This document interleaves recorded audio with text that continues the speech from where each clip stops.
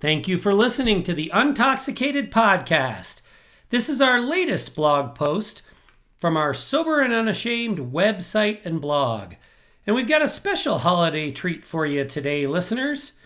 This post was written by Kelly, who has written for us before, part of the Evolution series on Sober and Unashamed. And another special treat, our reader today is my wife, Sherry. The title of this essay is Christmas Card. Sherry? It's Christmas card season. I took last year off for many reasons. I had, for 21 years, come up with the concept, outfits, and the wording of my family's cards. I also ordered, addressed, stamped, and sent the cards for over 2 decades. So last year, it felt invigorating not to send cards. So invigorating that I decided not to do it again this year. But I still had to gather photos, design, and write and order cards for my mom's Christmas card. I took that job on about 5 years ago. This meant texting my 3 siblings for photos of their kids and pets and putting something together that my mom would approve of. I care that she can tell her friends and our family about her grandchildren. I'm proud of that story. But is she proud of me? Does she fully understand what has happened? I received that card in the mail, the one I designed, from my mother on Saturday. It was addressed to Mrs. Sam Peterson, not Mr. and Mrs. Sam Peterson, like it was entered off of a list by a careless mistake. No, it was intentionally addressed to Mrs. Sam Peterson. I don't think she gets it. I'm no longer married. I'm no longer Mrs. Sam Peterson. I'm Kelly. I'm her daughter, and I'm divorced. But she needs to understand why and what the fallout has been. Because if she did, she would have been much more careful how she addressed the card to me. It's been 15 months since Sam moved out. In that time, I have raised our 2 kids essentially alone.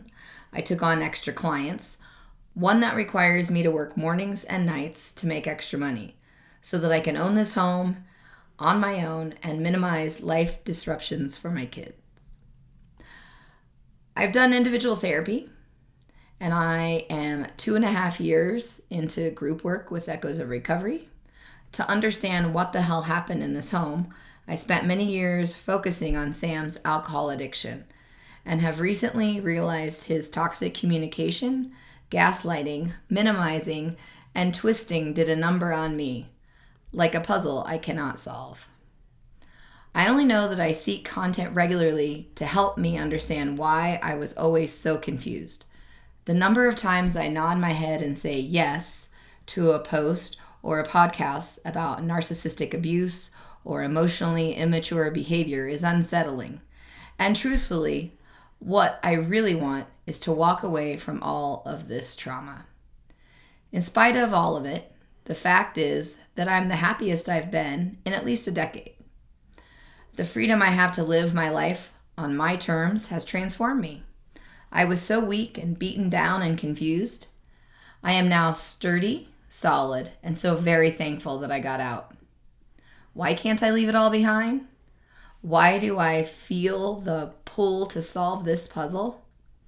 Will my mother ever understand that?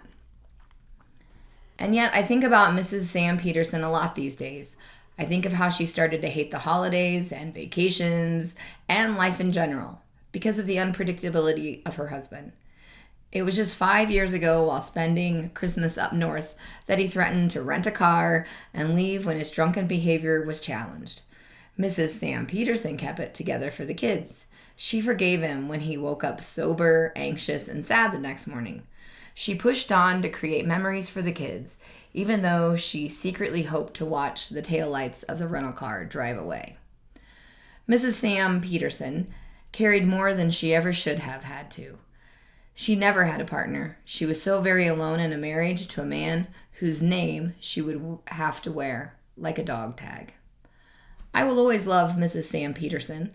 I'm proud of how she fought, how she loved, and how vulnerable she tried to be. It's unfortunate that as my mom addressed the card to that woman, she didn't fully understand who she was or who she is and why all of it matters. I'm so glad I'm starting to understand. If you are ready to explore and understand your experiences as the partner of someone with a drinking problem, please consider joining us in Echoes of Recovery. Thank you for listening to this latest essay from the Sober and Unashamed website and blog. This is the Untoxicated Podcast. You've got this, and we've got you.